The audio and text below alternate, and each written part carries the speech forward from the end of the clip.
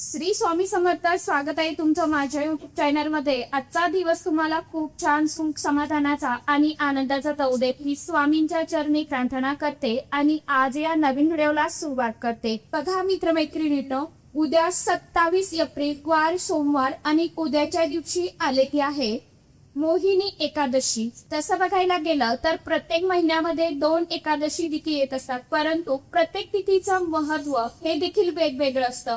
म्हणूनच आपण या एकादशीच्या दिवशी अतिशय अत्यंत महत्वाचे आणि काही प्रभावशाली उपाय सेवा देखील करणार आहोत.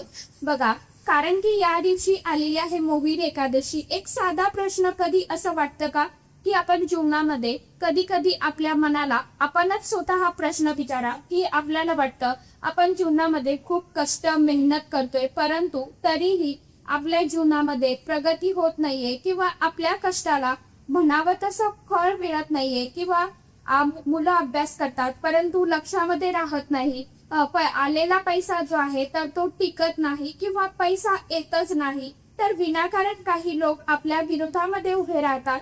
हे असं का होतं? कारण फक्त सगळं फक्त नशिबावरती अवलंबून नसतं, तर घरातली ऊर्जा पण खूप महत्वाची असते. घरात थोडी नकारात्मकता वाढली की अशा गोष्टी ज्या आहेत ना तर त्या जाणवू शकतात. मन अस्थिर होतं आणि सारखं काहीतरी चुकीचं होतंय असं आपल्याला वाटत राहतं. परंतु एक गोष्ट लक्षात घ्या, जिथे श्रद्धा असते तिथे मार्ग नक्की निघतो आणि स्वामी महाराजांची कृपा असेल ना तर हळूहळू का होईना सगळं आपल्या जीवनामध्ये सुरळीत व्हायला सुरुवात होते. म्हणूनच मोहिनी एकादशी बद्दल आपण ऐकलं आहे, परंतु हा दिवस फक्त उपवास करण्यासाठी नाही, तर हा दिवस असा आहे की फक्त एक छोटासा उपाय जरी केला ना तर त्याचा आपल्याला दिव्य परिणाम जो आहे ना तर तो तुम्हाला एक नक्कीच अनुभवायला मिळेल. एक गोष्ट सांगते, आपण तुळशीबद्दल ऐकलं, शमीपत्राबद्दल माहिती सर्वांनाच आहे, परंतु आज आपण एका वेगळ्या झाडांबद्दल बोलणार आहोत. तो म्हणजे अशोक. अशोक म्हणजे काय? जिथे शोक नाही म्हणजे दुःख नाही. म्हणूनच या झाडाला खूप महत्व दिलं गेलं आहे. बघा, रामायणामध्ये तुम्ही ऐकलं असेल ना, माता सीता अशोक वाटिकेत होत्या, त्या ठिकाणी त्यांना एक आधार मिळाला, संरक्षण मिळालं. म्हणून मंडळी, या झाडामध्ये एक वेगळी सकारात्मक ऊर्जा जी आहे ना तर ती सामावलेली असते. आणि उद्या मोहिनी एकादशीला ही सकारात्मकता आपण आपल्या घरी आणायची आहे. परंतु एक गोष्ट लक्षात घ्या, कोणतंही पान तोडून आणलं तर त्याचा उपयोग होत नाही. फक्त पद्धत खूप महत्वाची असते आणि खास करून विशेष म्हणजे आपण तो उपाय किती श्रद्धेने मनापासून करतो ते देखील तितकंच गरजेचं आहे.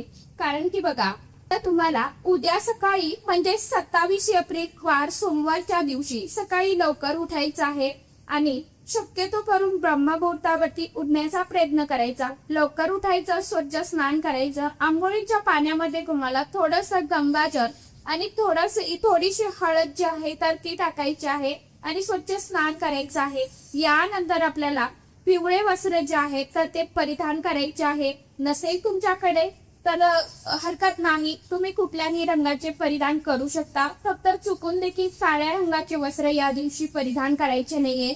त्याचबरोबर आपल्याला आता तुमच्या जवळपास जर कुठे एखादं अशोकाचं झाड आहे ना तर तिथे जायचं आहे. तुमच्या आसपास जवळपास कुठे असेल तर उत्तम, नसेल तर जिथे तुम्हाला शक्य होईल तिथे जा.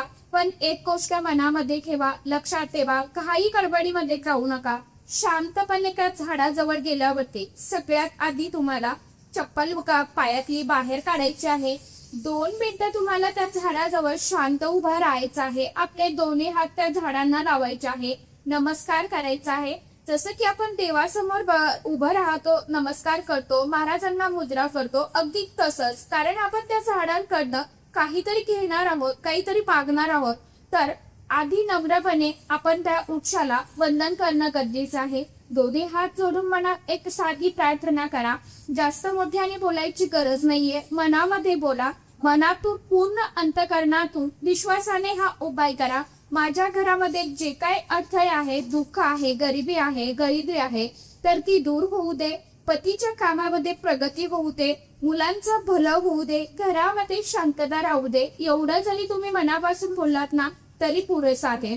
त्यानंतर तुम्हाला त्या झाडाला एक लोटा भरून पाणी घालायचं आहे. हळदी कुंकू अक्षता फूल अर्पण करायचं आहे. नमस्कार करायचा आहे. शक्य असेल तर दिवा लावा, अगरबत्ती लावा. नसेल शक्य फक्त काळजी करा, कारण की उन्हाळा आहे, कारण की जो विस्तव आहे तर तो इकडे तिकडे पसरू शकतो. तर दिवा अगरबत्ती नाही लावली तरी देखील चालणार आहे. जर तिथं सुरक्षित असेल तरच तुम्ही दिवा अगरबत्ती लावा, अन्यथा लावू नका. नुसतं पाणी घाला मनोभावे आणि गंध फुलं अक्षता अर्पण करा. थोडीशी साखर त्या झाडाखाली मुंग्यांसाठी प्रसाद म्हणून ठेवा आणि यानंतर तुम्हाला मनोमन नमस्कार करायचा आहे. महाराजांचं नाव घ्यायचं आहे किंवा तुम्ही ज्या गुरूंना मानताय त्या गुरूंचं नाव तुम्हाला मनामध्ये घ्यायचं आहे आणि तुम्हाला एक प्रार्थना करायची आहे की मला या झाडाचं या उपायांसाठी किंवा यासाठी मी तुमची जी काही मनामध्ये इच्छा असेल ती तुम्हाला व्यक्त करायची आहे. आणि त्या झाडाचं पान जे आहे तर ते पान तोडायचं आहे. अगोदर झाडाची तुम्हाला आज्ञा घ्यायची आहे, प्रार्थना करायची आहे व्हिडिओमध्ये सांगितल्याप्रमाणे. नंतरच तुम्हाला पान जे आहे तर ते तोडायचं आहे. फक्त पान तोडत असताना तुम्हाला ते फाटलेलं किंवा किडलेलं सुकलेलं नसावं ही काळजी घ्यायची आहे. स्वच्छ पान तोडा, जपून तोडा. जास्त पानं तोडू नका, झाडांना ओढताड करू नका. आपल्याला एकाच पानाची गरज आहे तर एकच पान घ्यायचं आहे. मनात त्या झाडाची माफी मागा, कारण आपण त्याच्याकडनं काहीतरी घेत आहोत आणि त्या झाडाला आपण ज्यावेळी खंटी तोडतो किंवा पानं तोडतो तर झाडांना दुःख पोहोचतंय. म्हणून आपल्याला त्या झाडाची अगोदर आज्ञा घ्यायची आहे आणि नंतरच आपल्याला हे पान जे आहे तर ते तोडायचं आहे. हे सगळं करताना मन शांत ठेवा, घाई गडबड करू नका. पान घेतल्यावरती ते सरळ घरी घेऊन या. यामध्ये कुठेही खाली ठेवू नका, कुणाला दाखवू देखील नका. आता घरी आल्यानंतर सगळ्यात आधी ते पान देवघरामध्ये घेऊन जाऊ नका. ही गोष्ट खूप लोक चुकतात. आधी एका छोट्या वाटीत थोडस पाणी घ्या शुद्ध, त्या पाण्याने धुवून घ्या. थोडस दूध घ्या, शक्य असेल तर गंगाजल घ्या आणि नंतर तुम्हाला परत स्वच्छ पाण्याने ते धुवायचं आहे ते पान आणि तुम्हाला स्वच्छ कोरडं करून घ्यायचं आहे. कारण बाहेरून आणलेलं पान त्यावरची बाहेरची ऊर्जा धूळ निघून जावं आणि ते पान आपल्या घरासाठी तयार व्हावं. म्हणून आता पुढचं कार्य जे आहे तर ते करायचं आहे. आता त्या पानावरती तुम्हाला एक नाव लिहायचं आहे बरं का. ज्यासाठी तुम्ही हा उपाय करत आहात ना, जसं की पतीसाठी करत असाल तर पतीचं नाव, मुलांसाठी करत असाल तर मुलांचं नाव तुम्हाला असं लिहायचं आहे. किंवा तुम्ही ज्या इच्छेसाठी करत असाल किंवा आपली आर्थिक परिस्थिती सुधारावी किंवा आपल्या घरामध्ये ज्या काय अडचणी असेल किंवा नवरा बायकोचं भांडण असेल त्याबद्दल तुम्ही त्या पानावरती कुंकवाची थोडीशी पेस्ट करायची आहे आणि त्याने तुम्हाला लिहायचं आहे. ती थोडक्यात लिहायचं आहे. नाव लिहिताना घाई करू नका, शांतपणे लिहा. नाव लिहित असताना मनात एकच भावना ठेवा, याच्या आयुष्यात प्रगती व्हावी, अडथळे दूर व्हावे. आता याच पानाच्या दुसऱ्या बाजूला तुम्हाला एक छोटासा मंत्र जो आहे ना तर तो लिहायचा आहे. क्लीम मंत्र एवढाच इतका प्रभावी मंत्र आहे ना, हा खूप प्रभावशाली मंत्र आहे. पाठीमागनं तुम्हाला क्लीम एवढाच हा मंत्र लिहायचा आहे. मंत्र जास्त मोठा नाहीये, परंतु यामध्ये एक आकर्षणाची ऊर्जा जी असते, सकारात्मक ऊर्जा जी असते ना तर ती साठलेली आहे या मंत्रामध्ये. म्हणजे चांगल्या गोष्टी आपल्याकडे खेचून आणण्याची ताकद असते. जेव्हा तुम्ही नाव आणि हा मंत्र एकत्र लिहिता त्यावेळी त्या व्यक्तीवरती एक प्रकारचं सकारात्मक वलय जे आहे ना तर ते तयार व्हायला सुरुवात होते. हे करत असताना मनात शांतपणे ओम नमो भगवते वासुदेवाय नमः हा जप मनात सतत चालू ठेवा. मोठ्याने नाही म्हटला तरी देखील चालणार आहे. इथपर्यंत खूप लोक व्यवस्थित उपाय करतात, परंतु पुढची गोष्ट जी आहे ना तर ती चुकी करतात. त्यामुळे केलेल्या उपायांचं फळ मिळत नाही. हे पान लिहिल्यावरती काय करायचं आहे, कुठे ठेवायचं आहे हे खूप महत्वाचं आहे.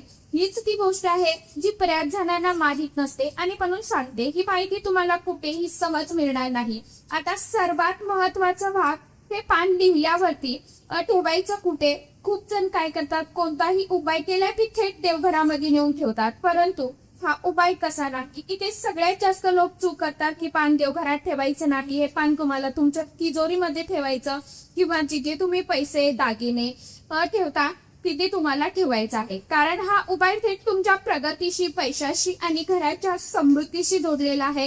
त्यामुळे हिची जागा सुद्धा तशीच असली पाहिजे. आता हे पान कसं ठेवायचं, हे पान कसं उघडं ठेवायचं नाही. एका पिवळ्या कापडामध्ये तुम्हाला बांधायचं आहे. पिवळा रंग असेल तर उत्तम, नाही मिळाला तर तुम्ही लाल कापड घेतलं तरी देखील चालणार आहे. परंतु शक्यतो करून कोरं कापड तुम्हाला घ्यायचं आहे आणि त्यामध्ये नीट व्यवस्थित बांधायचं आणि मग तिजोरीमध्ये ठेवायचं. एक गोष्ट इथे खूप महत्वाची आहे, हे करताना कुणाशीही बोलू नका, कुणाला सांगू नका. कोणी विचारलं तरी त्या क्षणी उत्तर देऊ नका, कारण अशा गोष्टी जेव्हा आपण शांतपणे मनात श्रद्धा ठेवून केल्या जातात त्यावेळी त्यांचा पूर्ण परिणाम आपल्याला दिसत असतो.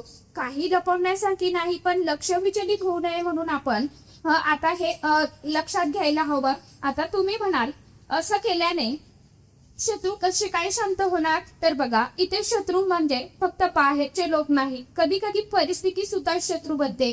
कधी नशीब आडवं येतं, कधी लोकांची नजर, त्यांचा हेवा.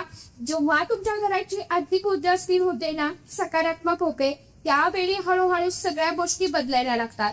जे लोक तुमच्या विरोधात बोलत होते ते शांत होतात, जे काम अडलेलं होतं ते पूर्ण व्हायला सुरुवात होते आणि घरामधलं वातावरण बदलायला लागतं. हे सगळं एकदम नाही होत, परंतु जीवनामध्ये हळूहळू फरक जे आहेत ना, तर ते नक्कीच तुम्हाला दिसायला सुरुवात होईल. हे पान तुम्हाला पुढच्या एकादशी पर्यंत तसंच ठेवायचं आहे. म्हणजे साधारणतः 15 दिवस या काळात ते पान सुकायला लागेल, परंतु त्याची ऊर्जा तिथेच राहते.